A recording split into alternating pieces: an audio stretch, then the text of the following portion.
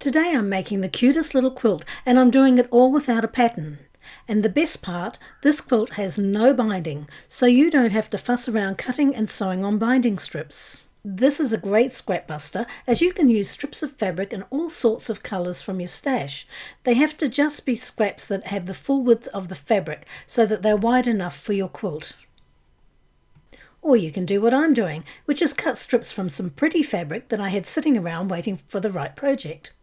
I have 6 fabrics, and from each fabric I'm cutting a 2-inch strip, a 3-inch strip and a 4-inch strip, and I'm cutting them across the full width of the fabric.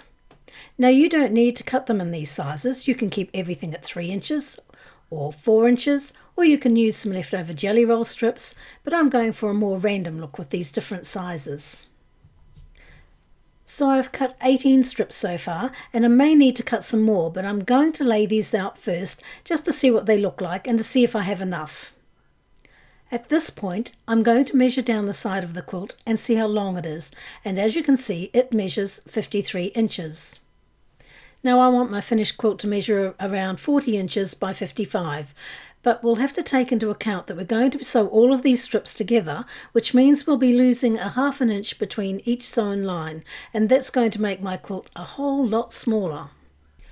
So I'm going to need to cut a few more strips to add to my quilt, and I ended up cutting 4 more strips.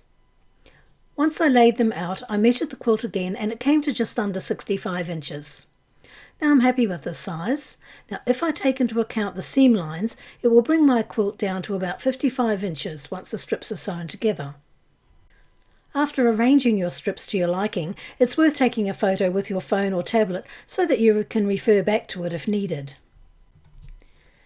Now we're ready to start sewing these strips together. So I'm going to take the first 2 strips and place one on top of the other, and I'll pin all the way along. You don't have to pin, but I pin everything. And I'll do that with the next 2 strips and so on all the way up the quilt. I find it easier to work in sections like this rather than sew all the strips together in one go, which can result in warping. So instead of your quilt top looking like this, it can look like this. So once I have the strips pinned together, I'm going to go to the machine and sew each of them with a 1/4 inch seam. And then I'm going to press the seams, and for this quilt project we don't need to worry about which way we iron the seams, although it's always a good practice to press everything towards the dark side of the fabric wherever possible, just to prevent the seams showing up under lighter fabrics. Now before I dive into the next step, I want to take a moment to thank the sponsor of today's video, Craftsy, your online resource for all things creative. With over 2,000 classes covering a wide range of topics and new ones being added all the time, Craftsy keeps you inspired and coming back for more. We've been Craftsy fans for years now, and we've taken multiple courses in a variety of subjects, and we're excited to jump into our next class, which will be this Quilting with Rulers course. Now I've built up quite a collection of quilting rulers over the years and have been wanting to learn how to use them, so it seems like now is the perfect time to start. If you'd like to learn some new skills, then the first 1,000 of my subscribers to click the link in the video description will get a full year of premium membership to Craftsy for only $1.49. So I've sewn all of those strip sets together, and I'll lay them out once again just so that I know that I have them in the right order. And now what I'm going to do is sew these strip sets together, so I'll place one on top of the other and pin all the way along the strip. And I'll repeat that with the next 2 and continue all the way up the quilt. And then I'll sew all of these strips together using a 1/4 inch seam, and I'll press them as I did before. Now once those lot are sewn together, I will repeat the process by laying out my pieces again and then sewing the next lot of sections together, and I'll continue like that until the whole quilt top is sewn together. Now it's time to measure our quilt, because we need to see whether we need to add more strips. Mine measures around 56 inches and I'm happy with that, so I won't be adding any more. But you can add as many strips as you need to get the size that you want for your quilt. Now it's time to trim our quilt top.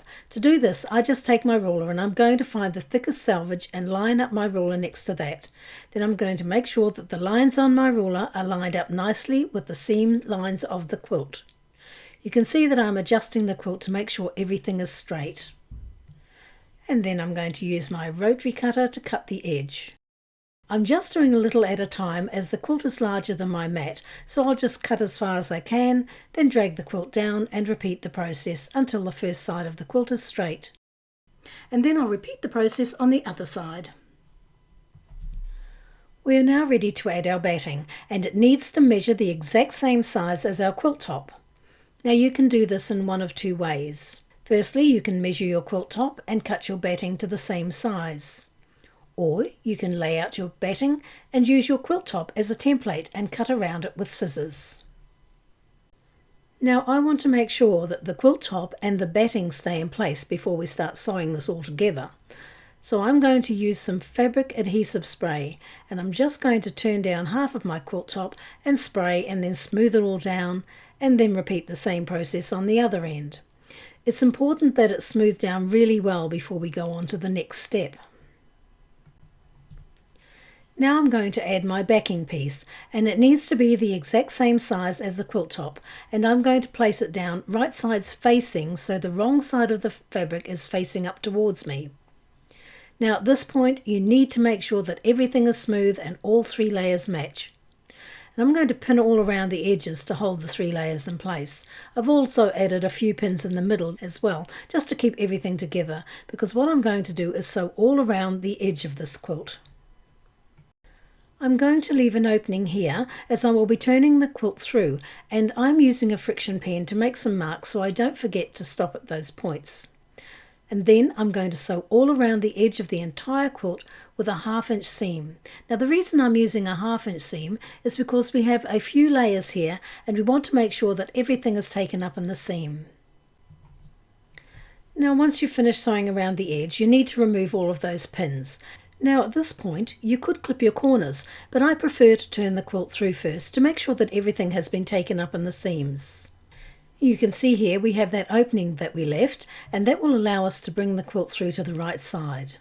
Now I'll just quickly run through the edges and just check that everything is looking okay and has been sewn together nicely. Then I turn the quilt back through and cut my corners. You don't have to cut your corners, but it just removes a bit of the bulk and it helps you to get smoother corners. At this point, we need to give the quilt a good press, and particularly around the opening at the top of the quilt. Now, this can sometimes be a little tricky, but you just need to fold over the front piece and press it down, and then do the same with the back piece, taking care to line them up nicely. It is worth the effort to make it all line up perfectly, so do take your time with it. And so you can see the final result there, and now we're ready to sew all the way around the quilt. This not only closes the opening at the top of the quilt, but also provides a nice finish around it. So I started at a corner with a back stitch and then sewed along the edge with a 1/4 inch seam. As I got to the next corner, I kept my needle in the down position and pivoted around the corner, and continued on all around the quilt and ended up with a back stitch. And you can see how that looks here. It just gives it a nice clean edge. Now we're on to our last step, and that is quilting the layers together.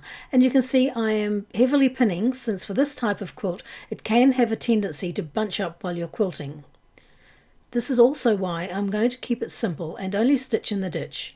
With this type of quilt, the less quilting the better, as we have sewn the sides together, so there's really no leeway for heavy quilting. Stitching in the ditch just means that you are top stitching over the seam lines, and you will do this with each seam line. I always use a walking foot for this step. This will help to stop the fabric from bunching up. Now I start in the middle of the quilt, and for each seam line I start with a small back stitch and then continue along the seam line until I get to the end of the row, and I end with a back stitch, and I'll repeat that process with each of the rows. It's a good idea to turn your quilt around before ditch stitching the next seam, as this will help to prevent bunching up. And now I just have to remove all of those pins. So there you go, our cute little quilt is finished, and I love how it turned out. So if you've enjoyed this video, please give us a thumbs up and subscribe to the channel. It really helps us to keep bringing you more helpful tutorials in the future.